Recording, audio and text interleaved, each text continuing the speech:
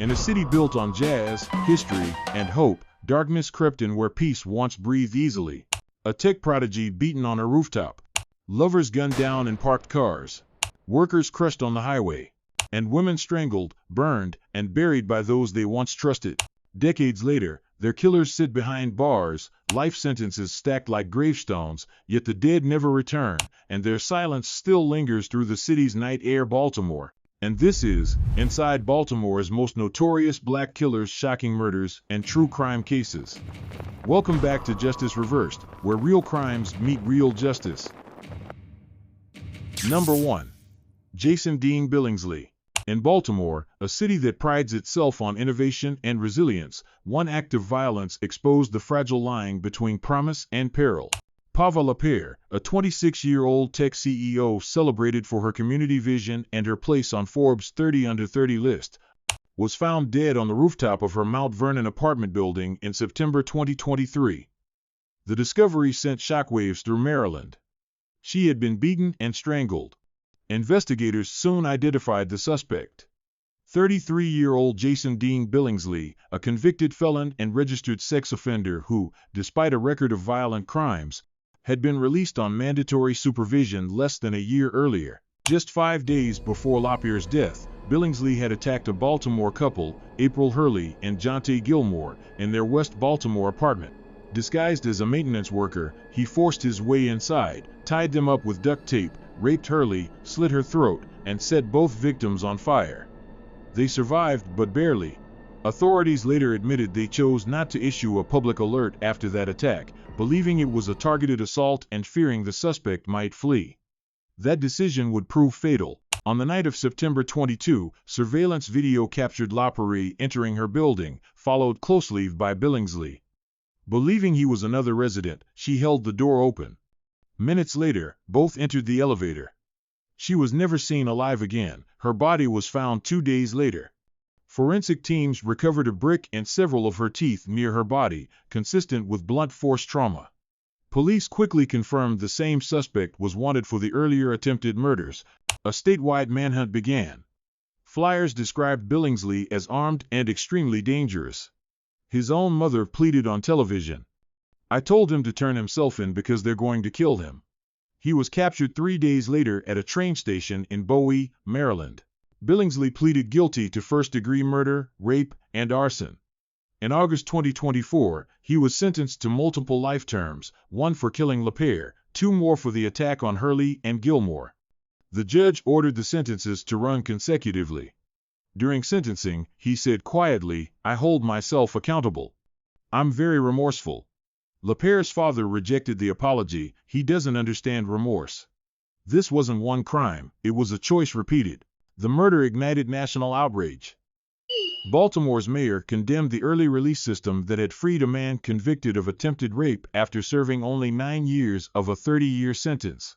In response, Maryland lawmakers passed the Pava Marie Lapierre Act, eliminating good time credits for first-degree sex offenders. Lapierre's mother said, "We support reform, but we represent the horrific consequence of failure. From this tragedy come lessons too heavy to ignore. Vet background checks on anyone with home access, demand transparency in parole decisions, and never mistake familiarity for safety. Evil often hides behind ordinary doors. Justice may close a case, but it cannot restore what brilliance was taken. The loss lingers longer than the sentence ever will."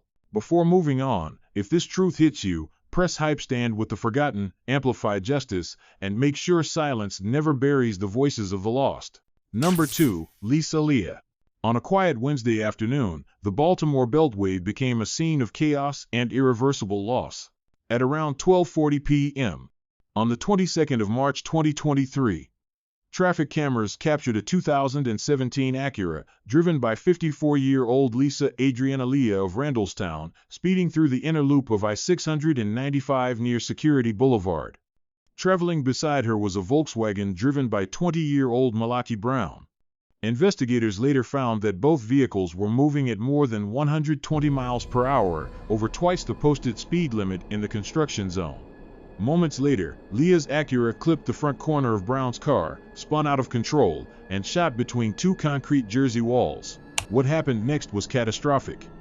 Leah's car entered an active work zone and plowed through a team of highway contractors before overturning.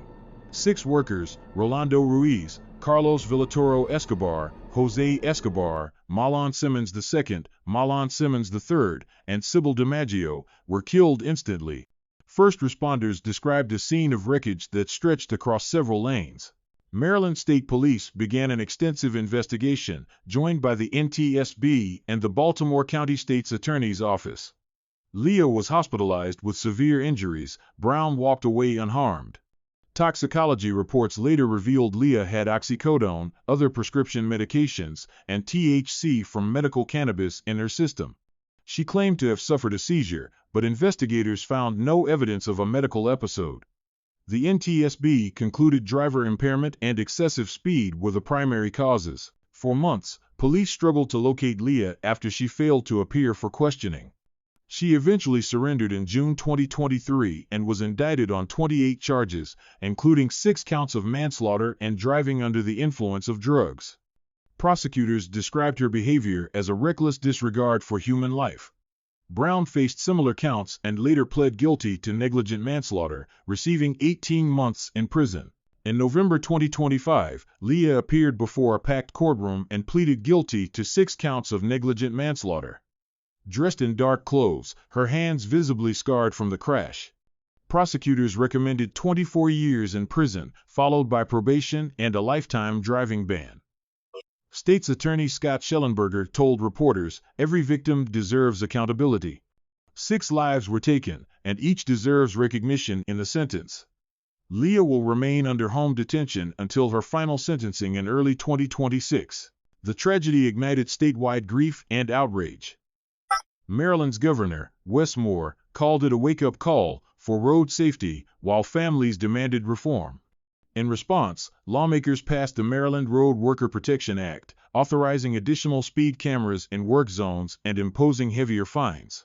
The State Highway Administration also mandated that adjacent lanes be closed during active construction and that crash trucks remain in place to block openings. From this devastation came hard lessons: obey work zone limits, no matter how familiar the road feels, never drive under the influence of medication, and understand that speed is a weapon when control is lost. Lives can vanish in seconds, and regret, unlike the road, never ends. Number 3. Malik Samartaney. It began not with a scream, but with quiet, the kind of silence that hides monsters behind ordinary doors.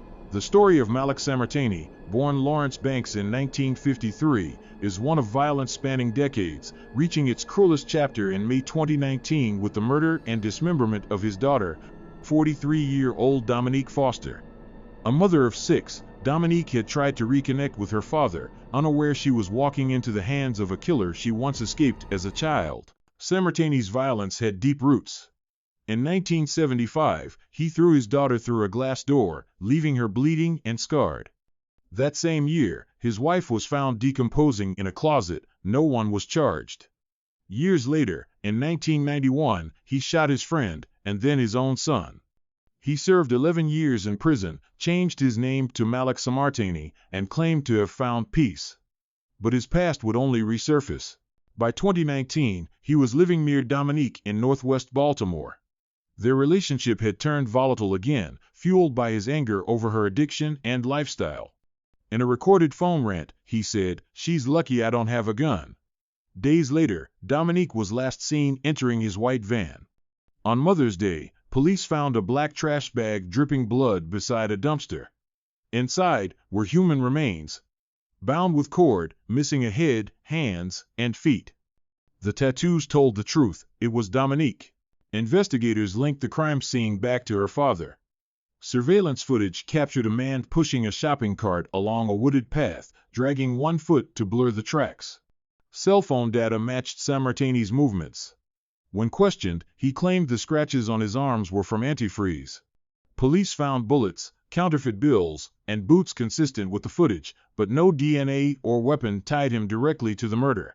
In July 2019, Samartaney was charged with first-degree murder. At trial, prosecutors argued he killed his daughter out of rage and disgust, saying he left her body like trash.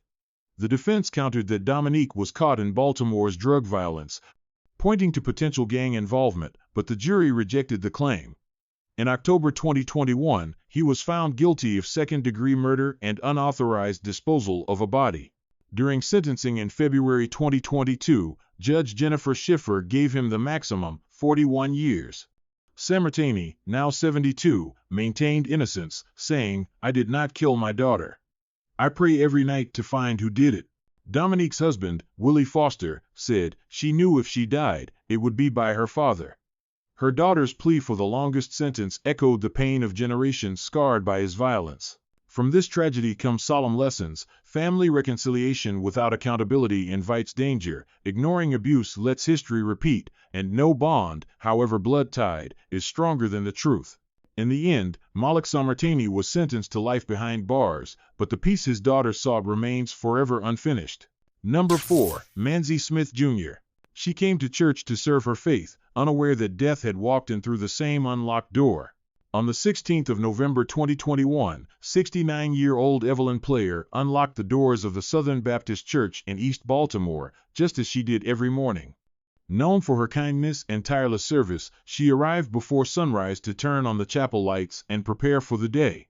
Minutes later, 62-year-old Manzie Smith Jr., a contractor's laborer working at the church, entered through the side door she had left open. By 7 a.m., co-workers noticed the lights were still off. At 7:17, they found Evelyn locked in a bathroom, stabbed dozens of times, her body bearing 38 stab wounds and 54 slashes across her face, neck, and hands. The brutality of the attack showed she fought until her final breath. Security footage placed Smith entering at 6:11 a.m. and leaving just before 6:30. Within 2 days, he pawned Evelyn's gold rings using his own ID. Investigators collected blood samples from the bathroom, doorknobs, and light switches. DNA analysis confirmed the mixture contained both Player's and Smith's genetic profiles. When police interviewed him in December, his hand and arm carried fresh wounds consistent with a violent struggle. On December 1, Evelyn's funeral day, Smith was arrested and charged with first-degree murder. What stunned the community even more was his record. Smith had spent decades in and out of prison for rape, assault, and robbery. In 2014, he attacked a 64-year-old woman. His parole ended just 1 month before Evelyn's murder. "This was evil in its purest form," said Baltimore Police Commissioner Michael Harrison. Prosecutors called it a failure of every safeguard designed to protect the public. In court, Smith's attorney argued mental illness, citing schizoaffective disorder and delusional thinking. But with overwhelming DNA and video evidence, he pleaded guilty to first-degree murder in January 2023. During sentencing, Judge Jennifer Schiffer imposed life imprisonment, suspending all but 50 years, followed by 5 years of probation.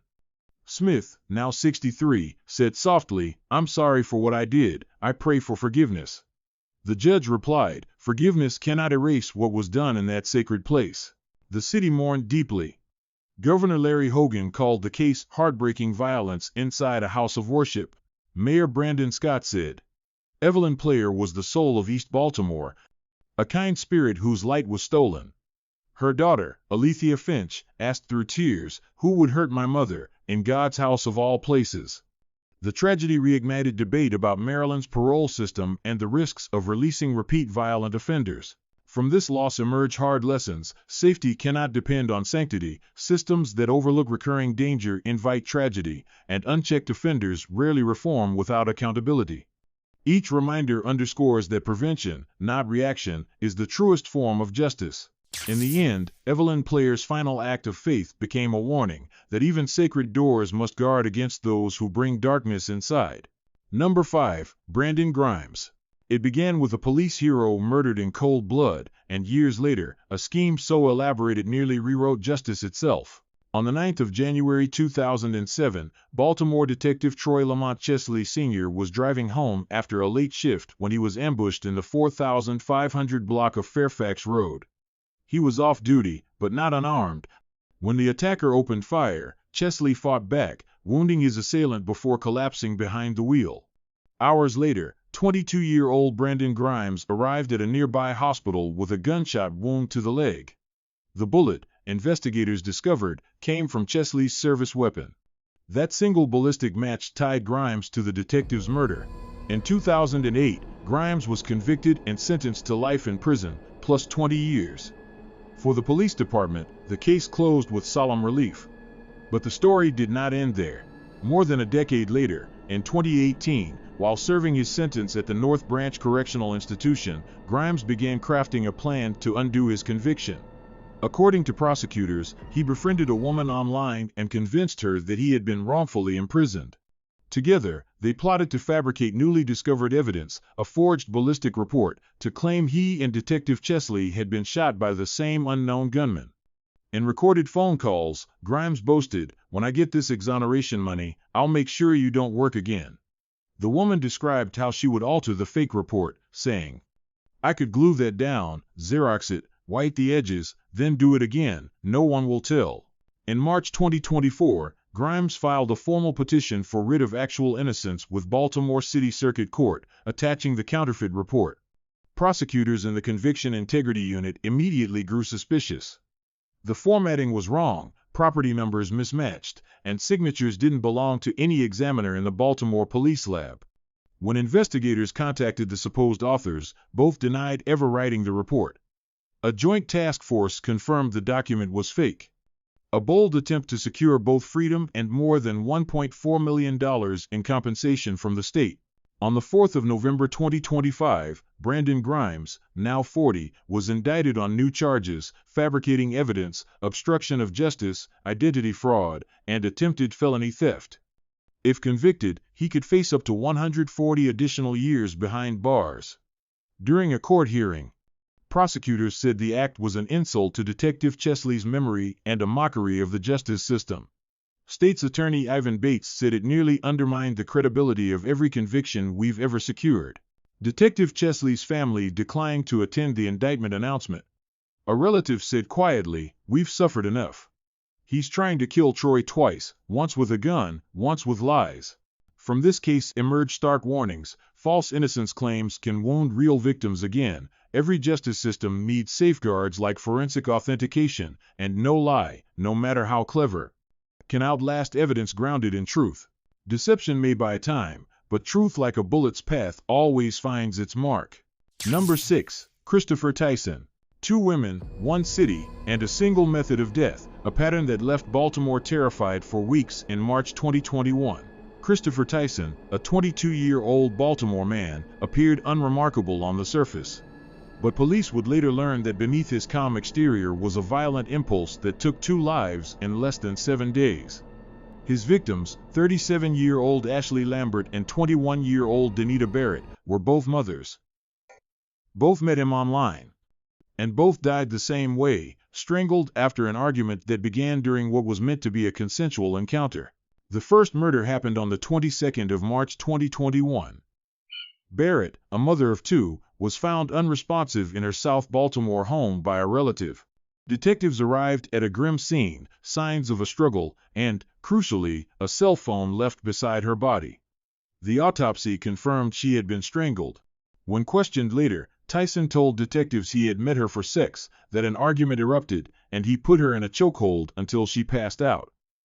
He claimed he thought she was still alive when he left. 6 days later, on March 28, Ashley Lambert was discovered dead inside a room at the Deluxe Plaza Motel on Pulaski Highway. The mother of 4 had failed to check out, and a motel employee found her body. She had been suffocated, the same cause of death as Barrett.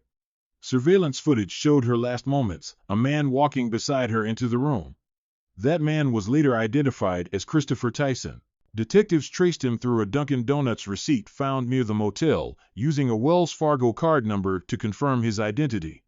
His cell phone data placed him near both murder scenes. When police raided his home on Bryant Avenue, Tyson was found in a second-floor bedroom. At first, he lied, offering several versions of events. Then, when confronted with the surveillance footage, he quietly admitted, "That's me." Tyson's confession linked him to both killings. On the 24th of April 2021, he was charged with 2 counts of first-degree murder. At his sentencing in May 2022, now 23, he pleaded guilty and received 2 life sentences. Dressed in a plain tan prison uniform, he faced the families of his victims and apologized. "I'm sorry," he said softly, "I can't take it back." The courtroom fell silent as Danita Barrett's sister addressed him. "You tore my family apart." Ashley Lambert's relatives wept as they remembered her love of travel and music. Prosecutors described the crimes as acts of deliberate cruelty against women who trusted him. From these tragedies come sobering reminders: never meet strangers alone from online platforms, always share your location and identity with someone you trust, and recognize that anger in intimate settings can escalate to irreversible violence. Christopher Tyson will spend the rest of his life behind bars. But the silence left by two mothers, two lives taken in identical ways, will echo through Baltimore far longer than his sentence ever will. Number 7. Josephine Gray. It began as a story of love and loss, but over 3 decades, every man who loved Josephine Gray ended up dead. Josephine Victoria Gray, born in 1946, lived quietly in Maryland's suburbs. To her neighbors, she was charming and deeply religious. To investigators, she became the embodiment of a black widow, a woman who used romance, manipulation, and murder to turn death into profit. Between 1974 and 1996, 3 of her partners, her first husband, her second husband, and her boyfriend, all died by gunfire, leaving Gray hundreds of thousands of dollars richer through life insurance policies. The first death came in March 1974. Norman Stribling, her husband, was found shot in the head in his parked car along River Road. Police believed it was staged to look like a robbery. Friends later told investigators that Stribling had once woken up to Josephine pointing a gun at him. The shot misfired. She was never charged, but collected $16,000 in insurance money. She used it to buy a home with her new lover, William Robert Gray. 16 years later, William became her second husband and her second victim. After years of domestic violence and threats, he moved out, fearing for his life. On November 9, 1990, a week before he was to testify against her for assault, Robert Gray was found shot twice in his apartment. Investigators believed Josephine and her new lover, Clarence Good, were behind it. Once again, she cashed in, collecting over $54,000 in life insurance. By 1996, Clarence Good himself began demanding a share of that money. He told friends that Josephine had turned on him, even attacking him with a knife. On June 21, 1996, Good's body was found in the trunk of his car in West Baltimore, shot in the head and back. Police later found blood in Gray's garage and on a vacuum cleaner. His $100,000 policy named her as the only beneficiary. For decades, murder cases against her collapsed. Witnesses recanted or vanished, terrified by rumors that she practiced voodoo. Investigators even found dolls with pins in them inside her home. The breakthrough came in 2001, when federal prosecutors indicted her not for murder, but for mail and wire fraud, arguing she had illegally profited from the deaths she caused. In 2002, at age 55, a jury found her guilty on all counts. She was sentenced to 40 years in prison. In 2024, after serving 21 years, President Joe Biden granted her clemency, citing her age and rehabilitation. The decision angered prosecutors who had fought for years to bring her to justice.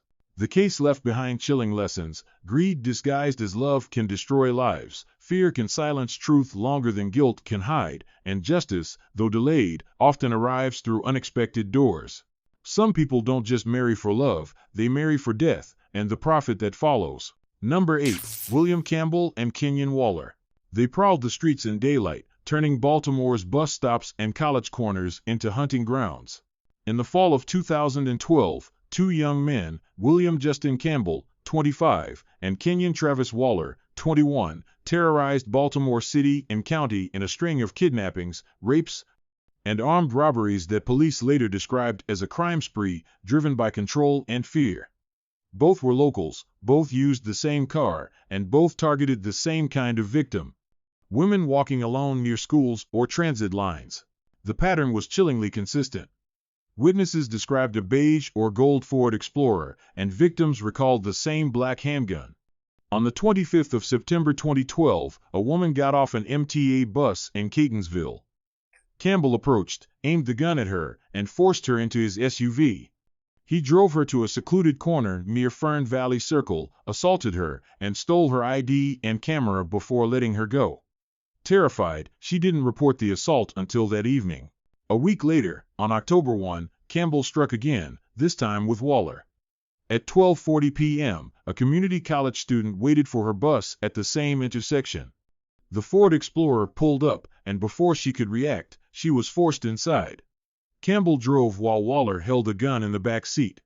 They took her to an alley in Baltimore City, where Waller raped her, and Campbell robbed her of her phone and wallet. She was dropped off blocks away, traumatized and barefoot. That same day, the pair escalated. They kidnapped a young couple in Baltimore City near Greenspring Avenue, demanding $200 for the woman's release after the man escaped by jumping from the moving car. In several other attacks stretching back to August, they had robbed students, assaulted girls from Coppin State University, and threatened to find their victims if they went to police. The investigation moved quickly once detectives connected the dots: the Ford Explorer, the identical M.O., and the bus stop pattern.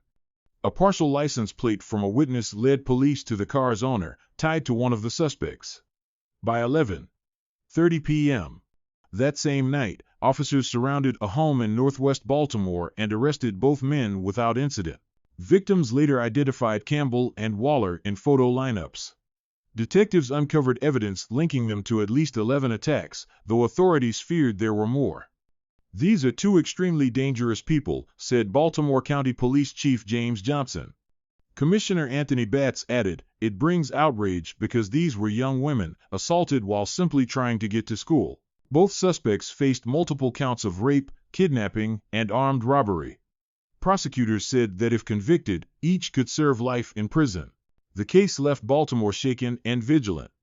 It underscored truths often forgotten: predators study routine, isolation invites danger, and silence, born of fear, protects only the guilty. Safety isn't paranoia, it's awareness. Because in cities that never sleep, danger sometimes drives in daylight. Number 9. Devon Sample. It began as a quiet summer night in southwest Baltimore until the sound of gunfire shattered 3 generations of life. Devon Sample, 24, was once seen as a young father, preparing for a future with his pregnant girlfriend, 23-year-old Cheyenne Miller. But in June 2020, he became the face of one of Baltimore's most horrifying crimes: the murder of Miller, her daughter Shania Gilmore, and Miller's unborn child, his own son. Prosecutors said the killings took place late on the 18th of June 2020. Sample had instructed Miller, who was driving her gray sedan, to follow his dark SUV to a quiet stretch of Boswell Road. Surveillance cameras captured the scene. Flashes of gunfire erupted from outside her car, first on the driver's side, then on the passenger side. By morning, a neighbor noticed Miller slumped behind the wheel, motionless. When police arrived, they found her shot twice, her toddler lying across the center console, also shot twice, as if trying to reach her mother. Inside her womb was a baby boy, just 8 weeks from birth. Detectives quickly turned to Sample. His fingerprints were found inside Miller's vehicle, and surveillance video matched the timing and location. When questioned, Sample admitted being at the scene but denied any role in the murders. He told investigators he could never harm Cheyenne or Shania, calling them his family. The judge, unmoved, ordered him held without bail, citing his potential danger to the community. Court records revealed a disturbing history. Just a year earlier, Sample had faced child neglect charges involving Shania, a case later dropped. Prosecutors argued that his violent temper, financial stress, and conflict over Miller's pregnancy culminated in the deadly attack. In 2023, after 3 years of pretrial proceedings and forensic review, a Baltimore jury convicted Sample on all major counts: 3 charges of first-degree murder, firearm used during a violent crime, and a crime of violence against a pregnant woman. This case marked the first time prosecutors in Baltimore invoked Laura and Reed's Law, a statute created to protect pregnant women and their unborn children as separate victims of violence. On the 1st of August 2023, Sample was sentenced to 3 consecutive life terms without the possibility of parole, plus 70 additional years. His vile actions, said State's Attorney Ivan Bates, tore apart a family and shocked the conscience of our city. At sentencing, her mother, Cherie Reed, called the loss an ache that never ends. Baltimore Police Commissioner Michael Harrison praised detectives for solving what he called a despicable act of violence that no words can justify. The tragedy sparked broader awareness about domestic violence during pregnancy and the lethal risks of intimate partner abuse. It served as a harsh reminder that love without safety becomes captivity, silence enables escalation, and ignoring threats can turn warning signs into funerals. Justice came too late for Sheand, Shania, and the unborn boy, but their story rewrote Maryland law so no future voice goes unheard. Number 10. Brandon Saunders. It began with an offer of help that turned into a night of terror. In July 2019, 30-year-old Brandon Saunders, an unlicensed cab driver in Baltimore City, cruised the streets, offering rides to people who needed a lift. But behind the wheel, he was no good Samaritan. Prosecutors said Saunders used his car as a trap, a mobile crime scene where two women endured brutal assaults before escaping into the darkness to save their lives. On the night of the 28th of July 2019, around 3 a.m., one woman was waiting for a bus after an argument with a friend when Saunders pulled over.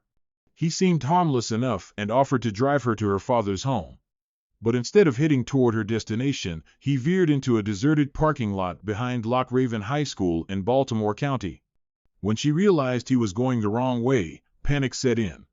Saunders threatened her life, forced her to perform sexual acts, and filmed the assault. She escaped only when he stepped out of the vehicle to retrieve something from the trunk. Barefoot, injured, and terrified, she fled through the woods until a passing driver found her bleeding on I-695 and called 911 around 4:30 a.m. Forensic technicians collected DNA evidence from the scene. Months later, investigators discovered a match. Another woman had reported a nearly identical assault in Baltimore City. She too had been offered a ride by Saunders and driven to a secluded area in Clifton Park, where he filmed the rape before she managed to break free. Detectives worked across jurisdictions, linking both cases through Saunders' DNA and surveillance footage. After a year-long investigation, police arrested him in July 2020. State's Attorney Scott Schellenberger described the case as a nightmare that no one should have to survive, calling Saunders a predator who preyed on kindness. When questioned, Saunders denied wrongdoing, but offered no explanation for the DNA match. At trial, prosecutors emphasized the deliberate nature of his crimes, how he identified women alone late at night, offered help, and turned their trust against them. During sentencing in January 2022, Baltimore County Circuit Court Judge Nancy Purpura called it a brutal offense and noted Saunders did not show a hint of remorse. She sentenced him to 40 years in prison, saying the punishment ensured he will not harm another woman again. Outside the courthouse, Schellenberger praised the victims for their courage. They were brave enough to relive unimaginable trauma, he said, and because of that, a violent sexual offender is off the streets. The case reignited discussion about unlicensed ride services and personal safety. It reminded the public that caution is not paranoia, it's prevention. Always verify transportation sources, share your route in real time, and trust instincts when something feels wrong. Awareness, vigilance, and swift reporting can stop predators before they strike again. Some crimes leave scars that never fade, but justice, even delayed, draws a line between terror and accountability. Each of these stories exposes the city's shadow, where love turns lethal, greed wears a smile, and mercy is often too late. But the truth? Truth never stays buried.